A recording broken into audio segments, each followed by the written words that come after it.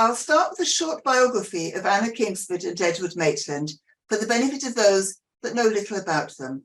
They were quite well known in the esoteric and spiritualist world of the Victorians, but today very few people have heard of either of them. Anna Bonus was born on the 16th of September 1846 in Stratford, Essex. She died on the 22nd of February in 1888. She was the asthmatic youngest child of a wealthy middle-class family. Her father was a shipbroker of Italian descent, and her mother had Irish and German antecedents. As all her siblings were much older than her, Anna felt her childhood to be somewhat lonely. She had a typical middle-class girl's education at that time, which was in her father's library. She wrote poetry and short stories, some of which were published. Beatrice, A Tale of the Early Christians, at age 13, and a book of poems, River Reads, in 1866 at age 16. She was sent to a finishing school in Brighton from her mid-teens, and it was there that she became interested in spiritualism. Anna Bonus attended her first formal séance in 1867, where she was introduced to spiritualism and received a message purportedly from her deceased father, to the effect that there was life after death and to resist materialistic teachings. In a following séance with the same medium, the spirit of Anne Boleyn wrote to Anna Bonus as a long-lost relative. It was through spiritualism that her interest in esotericism began. Spiritualism had crossed the Atlantic from the United States to Britain and Europe around the middle of the 19th century, and it was soon in vogue with all classes of society. Middle-class spiritualism, centered in London, was not opposed to Christian belief and had its own social agenda that included protesting against vivisection, capital punishment, and alcohol use. So it was probably through such spiritualist circles that Anna began her vegetarianism and her anti-vivisection campaigns. Her father had died in 1865, and Anna's inheritance provided a very healthy income of about £750 plus per annum. As she approached 21, she began to feel pressurized by her family to consider suitable marriage suitors. She rebelled. Anna Bonus eloped, but it wasn't really eloping, and she married a cousin, not a blood cousin. This was Algernon Kingsford. They married on the 31st of December, 1867. She had financial freedom and complete freedom to pursue her own life within the marriage. She helped pay his way through theological college to become an ordained clergyman. Exactly 9 months after the honeymoon, a daughter, Edith, was born, and thereafter, I think we can safely say that Anna Bonus Kingsford's relations with Algernon were strictly non-sexual. Anna converted to Roman Catholicism to avoid the duties of being a Church of England's vicar's wife, and because the Roman Catholic Church had the devotional practice of Marianism. She longed for a more satisfying church service and spiritual atmosphere, and not surprisingly, found them in Roman Catholicism, to which she had been beckoned by an apparition purporting to be that of St. Mary Magdalene. So Anna took the name Mary Magdalene when formally received into the Catholic Church in 1870. At the same time, she must have kept up her spiritualist connections because she was given messages from time to time throughout her marriage by Anna Wilkes concerning her future medical studies, and Anna Wilkes is then hailed as a prophetess by Anna Kingsford. During the next few years after marriage, she wrote novels, owned and edited a woman's magazine, lectured and campaigned on vegetarianism, anti-vivisection, votes for women, and women's dress reform. But eventually, she decided in 1874 to begin a medical degree course to add gravitas to her anti-vivisection arguments. This could not be done in England. It was at this point that she and Edward Maitland began their collaboration on esoteric Christian theosophy, and so it was most convenient that Edward was able to assist and chaperone Anna as she started her Parisian medical studies. I'll now turn my attention to Edward Maitland. Edward Maitland was born on the 27th of October, 1824. He died on the 2nd of October, 1897 in Ipswich, but he was brought up in Brighton, where his father was a notable and respected strict evangelical preacher, Bible basher. Edward graduated from Cambridge University and was expected by his family to be ordained, but he had many nagging doubts about his own faith and the state of organised religion. He asked for time to think about his vocation in life, and failing to find an answer, he took a steamship to America. He went to the Gold Rush, California, and became one of the band of 49ers in that country. Maitland eventually arrived in Australia, became a sheep farmer, and married Esther. However, he was left a widower with a small son just over 1 year later. He and his son returned to England in 1857, where he made a very meagre living from writing magazine articles and novels. His first novel, The Pilgrim and the Shrine, or Passages from the Life and Correspondences of Herbert Ainslie, was published in 1869. It is a thinly disguised autobiographical work. The wife in this novel is called Mary, which is significant, for Mary became his secret and very private name for Anna Kingsford later. Edward Maitland had sailed south to California, just as the main character of the novel, Ainslie, did. And on that voyage, Ainslie, i.e. Maitland, meets a fellow traveller known just as the Frenchman.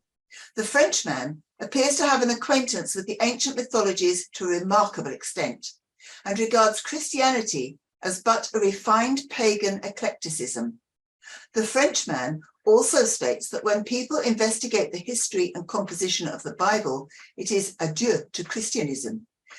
Algernon and Anna Kingsford both enjoyed this book, and Anna is in total sympathy with Herbert Ainslie. Early formulations of Maitland's later theories are found in various discussions within this novel and expanded in his later works. At some period, Edward Maitland returned to Brighton to care for his widowed mother.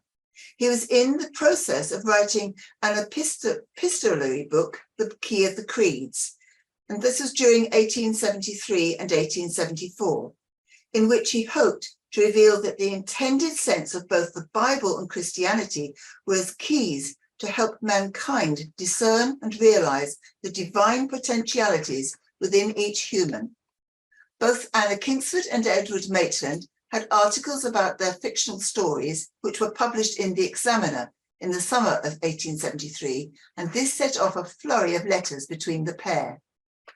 In The Keys of the Creeds, there is also the first intimation of the importance of striving for the perfect, which was to permeate their joint work later as they embraced Neoplatonic teachings that showed the way in which the soul could be perfected and return to the eternal and supreme. The fall occurred as man became conscious of the fact that, as Maitland states, his real does not equal the ideal that he is able to imagine.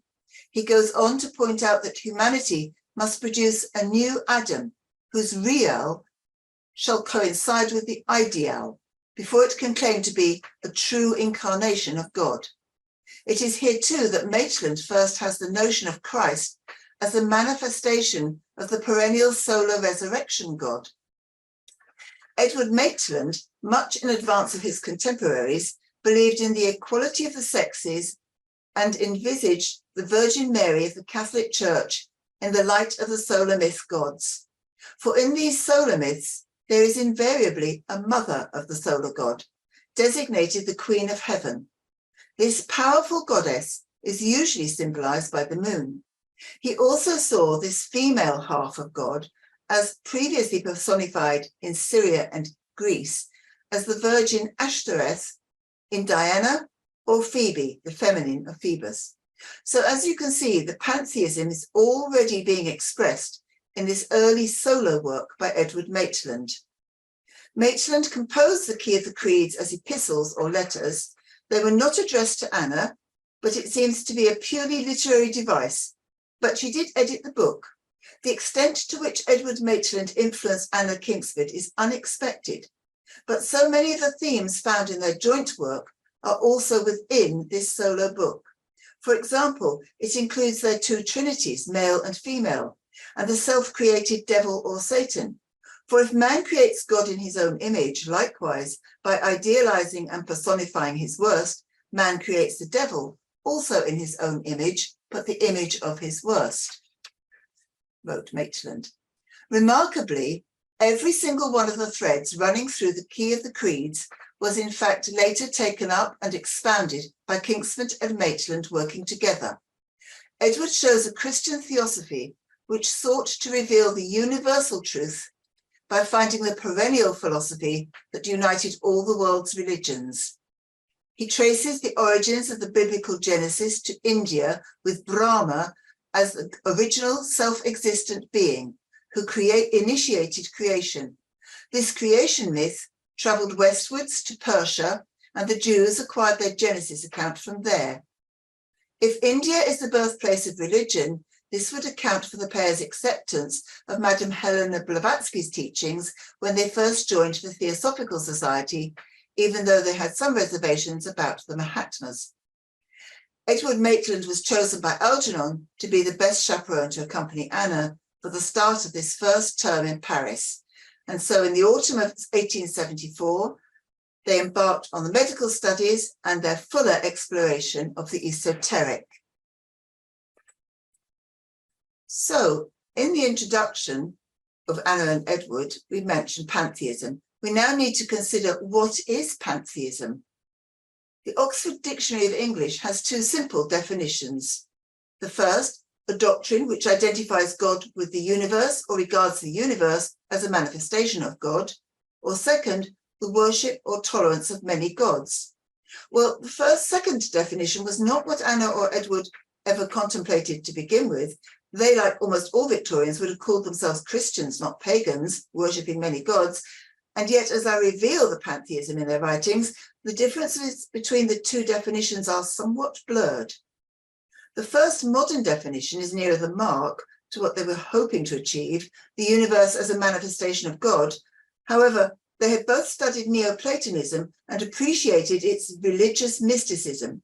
This mystic conception has a whole system of metaphysics and expresses pantheistic monism. The aim for followers of Neoplatonic mysticism is to unite to the infinite in steps or stages, using religious techniques of worship to achieve this union with the divine. God is seen as a living force, whence all finite substances proceed by emanation, matter included. Neoplatonism has a system showing the development or processus of the divine being into the universe and of the return of the soul to God. The other reason why Neoplatonism was so favoured by Anna and Edward is its innate syncretism with classical philosophy expressed in a mystic religious sense, and its mixture of Greco-Judaism, Neo-Pythagorism, Alexandrian Platonism, and a bit of Aristotle. Plotinus the Egyptian is probably the best exponent of Neoplatonism. He postulated the first principle, that there is one source for everything, but as the emanations descend into matter, slowly the energy of the divine is depleted, becoming less perfect. The one source is the supreme essence. It cannot be defined and has no attributes. Duality is irreconcilable with the infinitely perfect. Plotinus gave it the name of the one primary being, and the energy cascades down through to intelligence, necessarily bringing about a duality. This intelligence further engenders the world soul, which has the nous of intelligence, but also the activity to scatter that nous throughout the world. The world soul then generates matter.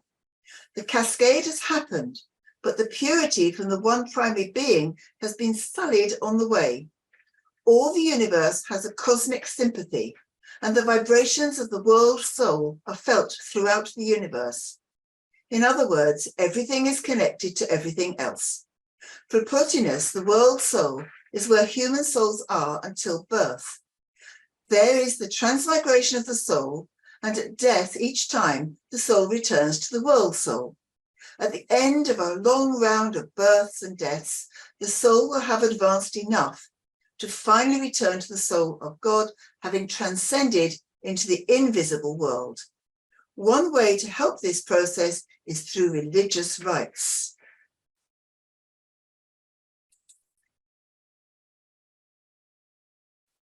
Right. I made this very short description of Neoplatonism from a much longer article, which is on the Sophia Project website, and I actually used Maurice de Wolf's New Platonism article. When we examine the text of Anna and Edward, we see this process in action, and I shall give examples of this form of pantheism. Anna Kingsford introduced the doctrine of reincarnation to the Theosophical Society and English spiritualists as the transmigration of the souls, using quotes from the Divine Pimenda, Neoplatonism, and intimates that the progression and migration of souls and the power of man while still in the body to recover the recollections of his souls constituted the foundation of all those ancient religions out of which Christianity had its birth. For many Victorians looking for a more spiritual Christianity, they wanted to trace Christianity back to its roots in a Prisca Theologia, an ancient theology. They wanted to find a single true theology that exists, which threads through all religions, given by God to humans in ancient times. The actual term Prisca Theologia seems to have been first used by Marsilio Ficino in the 15th century and Giovanni Pico della Mirandola. They believed the writings of God's Prisca Theologia were reflected in Neoplatonism, Hermeticism, and the Chaldean oracles, among other sources.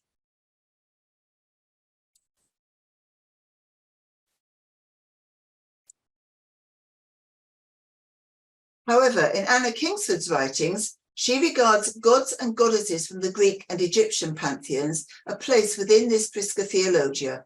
The soul for Anna Kingsford is the being that continues from reincarnation to reincarnation and encapsulates her pantheism with the acknowledgement of the role that demiurges and other manifestations of the divine, such as Isis in the role of Artemis or Hecate, can have as an illuminating or controlling influence on the wandering soul. But it is not an indefinite wandering, for in the end there comes the soul's final recovery of generation and the return to the celestial abodes. Anna also understood that the Neoplatonists could see that Demeter, as the divine intelligence, is the heavenly fountain, the supermundane source from which the soul emerges. And that is why Demeter is mother of Kore, the soul, known to us as Persephone.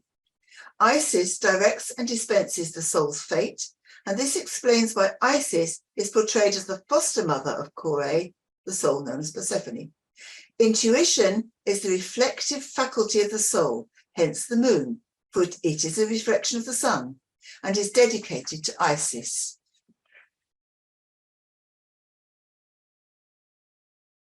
Isis and Demeter were linked, just as Dionysus and Osiris are linked. They are linked together in the Bacchic mysteries. Both gods are seen as the macrocosmic Son of God. Kingsford saw regenerative Osiris as not just the sun god being resurrected, but also the individual human moving from one incarnation to another, and indeed the whole of humanity moving through reincarnation experiences to a higher, more spiritual plane for humanity itself. Regeneration and a resurrection through the transmigration of the soul for the individual and evolution for the human race. Isis, whilst on one hand portrayed as the wife and at the same time as mother of Osiris, is also Isis as the personification of the divine power in nature.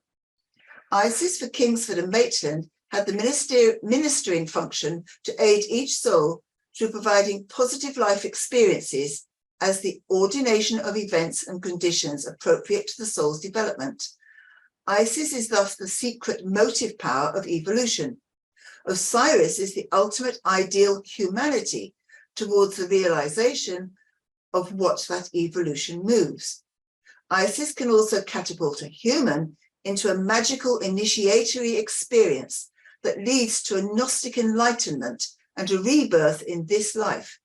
It was this aspect of Isis's power which fascinated the magicians of the Golden Dawn.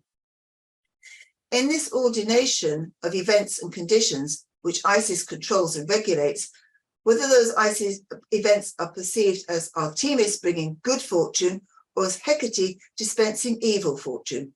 Isis is the goddess controlling, and Isis Artemis goddess granting the soul a positive karmic placement, or in the case of Hecate, by teaching the soul through more negative karmic experiences. These goddesses are providing each returning soul with the most suitable conditions in which that soul can extend and develop itself. But Isis can provide not only the nurturing conditions for the soul's progress, but the possibilities of an initiation experience into an expanded consciousness in this life. Kingsford also equated Isis in her philosophical aspect with the great mother goddess, the Ephesian Artemis, the Greek personification of the fructifying and all-nourishing power of nature, a many-breasted mother maid holding a lighted torch in her hand. Just like Isis, Artemis was also a virgin, an inviolable and perpetual maid of heaven. Her priests were eunuchs, and her image is the magnificent temple of Ephesus, representing her with many breasts. She is also associated, Isis, with the moon, and the Archangel Gabriel comes into this too for Kingsford. Although Kingsford saw Isis and Pallas Athena as the most important goddesses, she saw Dionysus. She often had visitations in her lucid dreams from Athena. This was one of her most closer psychic mentors, probably because the virgin goddess Athena is quite combative and with great wisdom. Returning to Osiris and Dionysus, Kingsford saw Dionysus as the planetary god of this planet Earth, but used the title Iarchos in her invocations to him. Iarchos is actually the male deity in attendance on Demeter and the leader of the initiates at the Eleusinian mysteries. So she was definitely following that theme. She states in her hymn to the planet god that he weareth the horns of the ram, who ridest upon an ass, whose symbol is the vine, and the new wine thy blood. And another line reads, thy initiates, O Master, are they who come out of a great tribulation, whose robes are washed in the blood of the vine. This hymn to the planet god comes enclosed with the sun, a book published posthumously, and it comes from the title Eta, or mystically, the third of the gods. I think she saw Dionysus or Iarchos as the great world soul for Osiris, the Egyptian counterpart, who was very powerful, but also the god of nature, pure and simple, which is more akin to modern day notions of pantheists as nature worshippers, which I might be wrong on the nature assumption. Anna Kingsford's Western esoteric ideal was the Prisca Theologia, whereby all the Western religions can be traced back to the early Egyptian religion, and that includes the ancient Greek worship, the Jewish religion through Moses, and of course the Christian religion. Unfortunately, this also means she mixes up her religions in her hymn to the planet god. She calls out, O Father Iarchos, thou art Lord of the body, God manifest in flesh. She later on equates him with a sacrificial Christ figure in the lines, yea, for the body in which man is redeemed is of the earth. It is broken upon the cross, cut down by the sickle, crushed between grindstones, for by the suffering of the outer is the inner set free. These lines, unsurprisingly, reminded me of the traditional folk song John Barleycorn. Her poem moves on to suggest that the fig is also a symbol of Iarchos, also a matrix and a hand, and that she then changes tack totally to bring it round to woman, the mother of the living, and states her body is the highest step in the ladder of incarnation. And thou art not perfected, O soul, that hast not known womanhood. This, I suspect, tentatively suggests that the next Christ incarnation would or should be female. The next major hymn is entitled Upsilon, or the first of the gods, and this one is dedicated to Phoebus Apollo. He is also known as Uriel, as the spirit of wisdom, as revealed to Anna Kingsford in a revelation from Apollo. A hymn to Phoebus Apollo suggests this highest of the seven spirits is the light, and of course the sun. For in this hymn, Anna states that in the day when God created the light of the worlds and divided the light from the darkness, and God called the light Phoebus, and the darkness God called Python. This Python was in fact Saturn, or Satan, the eldest of the gods, and bears all the others on his shoulder. That refers to the order of their manifestation in time, which is the reverse of their emanation from the primary being. There are various other hymns, but the last one is for Saturn, Satan, and it is not a vilification, but rather an acceptance that Satan is Lord of matter. For God called him Satan the adversary, because matter opposeth spirit, and time accuseth even the saints of the Lord. Saturn is also the sifter, for he straineth all things through his sieve, dividing the husk from the grain, discovering the thought of the heart, proving and purifying the spirit of man. Therefore Satan is the minister of God, Lord of the seven mansions of Hades, the angel of the manifest worlds. Here we can see that the planetary angels are part of their esoteric Christianity and very much based on the Neoplatonic model.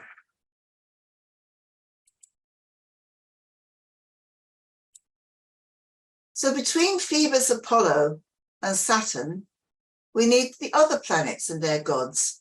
We do not have all of them as hymns. Next to the sun, there lies Mercury, and there is a hymn to Hermes, and the archangel Raphael is associated. Advice is given by Hermes to his followers in this hymn, mostly about gaining knowledge and wisdom, but also the reminder is there that Hermes is a hermaphrodite and that spiritual seekers must remember that ye are twain, the man and the woman, and she with him, neither man nor woman, but one creature. There is a footnote to this sentence that the man and the woman refers to the intellect and the intuition, for both are needed in tandem. The planet Venus has a hymn. It is a spirit, and the goddess is Aphrodite.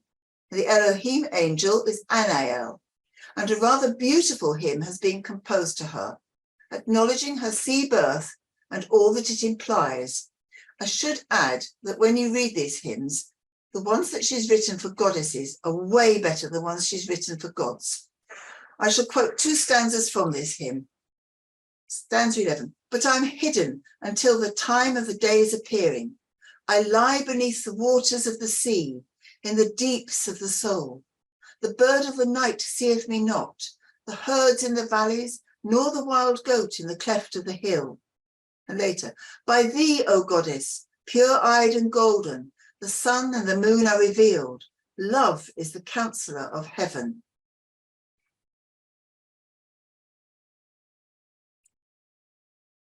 There are many more hymns in the book Clothed with the Sun, and there are others to the Greek deities, which have been cleverly brought into play as helpers for Iacchus, the planet Earth god. They become the spirits of the elements.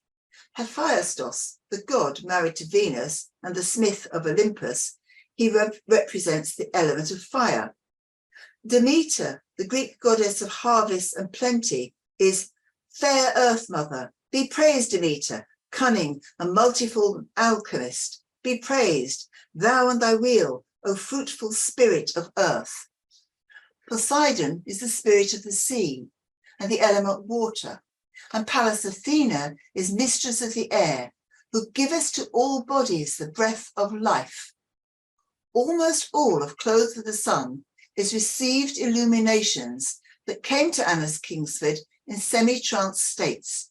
As she spoke, Edward would write down or rapidly type what she had said. One important difference between spiritualist mediums of the day and Anna was that she retained consciousness whilst in a trance and could recall all that had happened whilst in that altered state.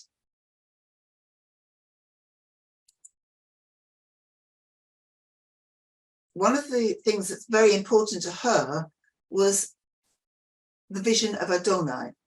The Neoplatonic emanation, descent from Alpha, the first and prime being, occurred for Anna when the Elohim, the potentialities of all things, made of spirit and water, defined themselves as separate.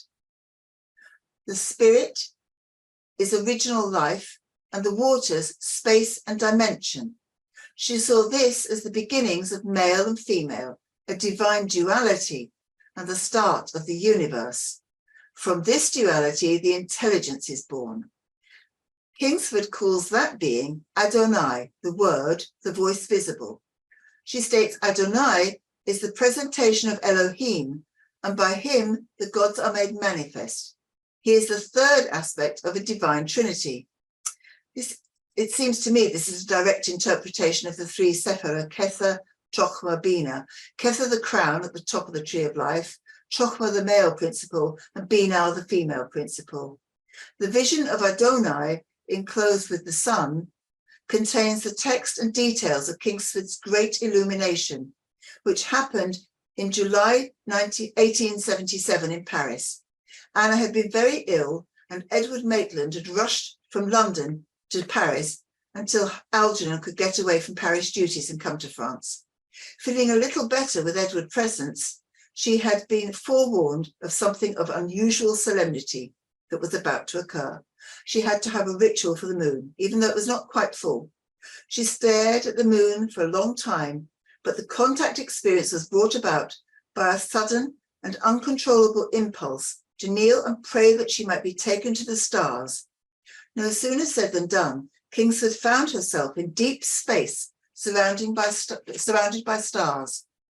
Oh, I see masses of stars. It makes me giddy to look at them, millions and millions, wheels of planets, millions and millions of miles, broad and deep. Hold me up. I shall sink into the gulfs.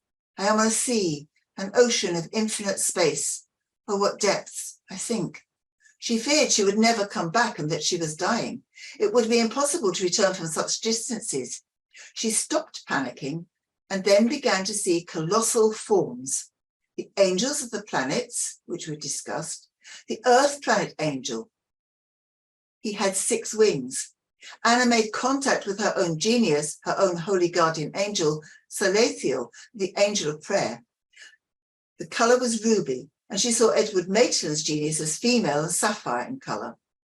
She had passed the darkness, and she knew she was having an out-of-body experience, so she calmly proceeded to enter other brighter regions, including the Olympia. She met Pallas Athena. She saw the gods of Asia, the old gods of the northern lands, meeting eventually with the deity Adonai, a god with a youthful aspect, and with Maria as mother god at his side.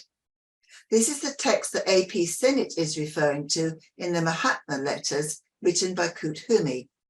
How, think you, did the writers of the Perfect Way come to know that Adonai was the Son and not the Father, or that the third person of the Christian Trinity is female? This event was Anna Kingsford's death and rebirth moment. Edward Maitland had had a similar out-of-body cosmic initiation and been taken to the stars some months before in a park in London, but he had not visited the abodes of the various gods. Now, however, both of them had been reborn and knew themselves to be initiates of the cosmos. Edward recalls that he had seen the outlines in his cosmic experience, and Anna's cosmic awakening showed the fullness of the detail. Edward Maitland notated Anna's vision in great detail and was very careful to ensure that it was never to be altered or transposed later, and it was named The Vision of Adonai and God as Woman, Maria Aphrodite, Mother God. Following their cosmic initiations, Anna Kingsford with Edward Maitland wrote The Perfect Way, their influential book on esoteric Christianity, which they wanted printed in 1881 because that year was meant to herald a new, more spiritual age. This all accords with Neoplatonism, not one religion, but a path, a perfect way to personal gnosis of the divine and of the universe itself.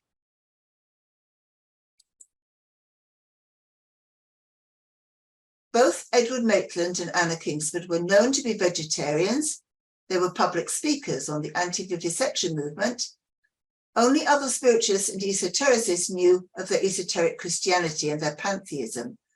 But it was not hidden, for when Anna addressed the Theosophical Society as their new president in Prince's Hall, London, at a public reception for A.P. Sinnett, he had recently arrived from India and had just had his book Esoteric Buddhism published, she noted that the object of the Theosophical Society was to unveil Isis, to restore the mysteries.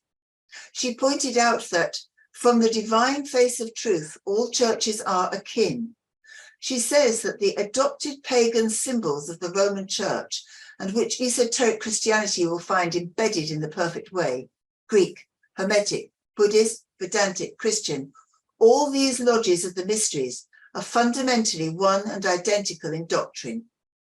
And she ended her speech with her hope that the gods may come and go twixt mortal men and high Olympus. And her final plea was a call. May Pallas Athena grant me the humblest of her votaries, lengths of days enough to see it, in some measure at least fulfilled. So to summarize, Anna and Edward's pantheism is based solidly on Neoplatonism. They found positions for all of their favorite gods and goddesses in their own creative esoteric Christian pantheon. They were trying to recreate and perhaps rediscover the original religion or Prisca Theologia. They understood that everything in the universe is connected to everything else, and therefore were not afraid to make contact with the old gods and goddesses of the Western world.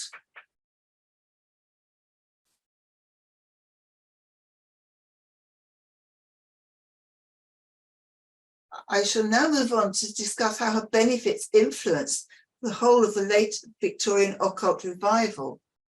Anna Kingsford died in February 1888, and the Hermetic Society, which had split from the Theosophical Society at that time, it died with her.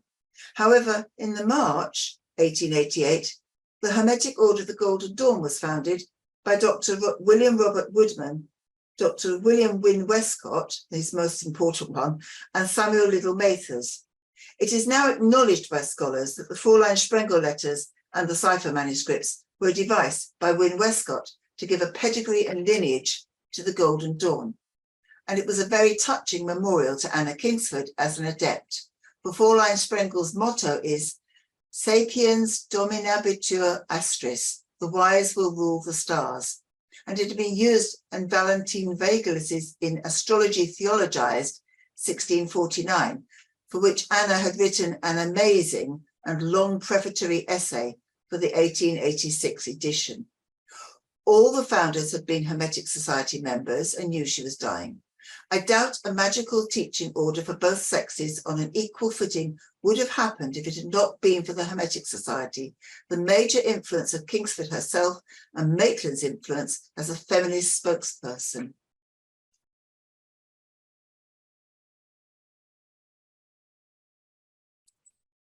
The Golden Dawn had as its objective Kingsford's ideas to forge the bond of union between the man and God through our celestial affinity, the genius. This is the same as the Great Initiation experience, which Dion Fortune refers to as the higher self, when the individuality has coalesced with the personality. And it was the chief aim of the Golden Dawn, for the candidate's obligation included a promise to apply myself unto the great work, that I may at length attain to be more than human, and thus gradually raise and unite myself to my higher and divine genius.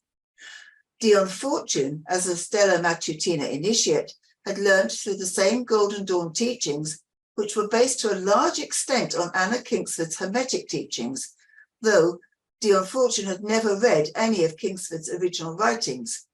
But Dion Fortune had been taught, whilst a member of the Alpha and Omega, she had learned transmediumship from Mayor Curtis Webb, later Mayor Tranchell Hayes, a Golden Dawn mentor who belonged to the mysterious Cromlech Temple Golden Dawn offshoot run by Brodie Innes. Alice, and so she knew a lot. Aleister Crowley also adopted the great work of this union for one's holy guardian angel, and also called one's genius for his AA magical order. The Golden Dawn rituals were partly based on old Masonic traditions and easily used the Egyptian gods, and yet was still quite Christian in nature. The Golden Dawn Second Order was ostensibly a Rosicrucian order based on the Christian Rosenkreuz documents and books from Germany. Florence Farr, a Golden Dawn adept, was well able to understand and experience this mixing of Isis with Mary and Christ, and accepted this reality in her vision quest of the Empress tarot card, which led her and Elaine Simpson, another adept, to such a profound experience of Venus Isis. Anna Kingsford envisaged the worship of Isis by priestesses deep in a temple under the Great Pyramid. The whole esoteric scene was pantheistic from then on, and has become more so, with paganism adopting gods and goddesses from around the whole globe. I've also put Gerald Gardner in there because he got a lot of his ideas from Aleister Crowley. And so the witchcraft scene, measuring which worships Mother Nature, or the Green Man as Pan, or the original god, an earth-based god with horns. We go back to the whole tendency to honor the earth god as a Mother Nature, the horned man, moon rituals every month for the witches. There's a pantheistic movement to go back in time for the sun and moon veneration and worship. It's a moon ritual that led Anna to her great cosmic initiation. And I feel that it's all stemmed from these orders that were formed after Anna Kingsford died. I think this is where I'm going to finish, and I hope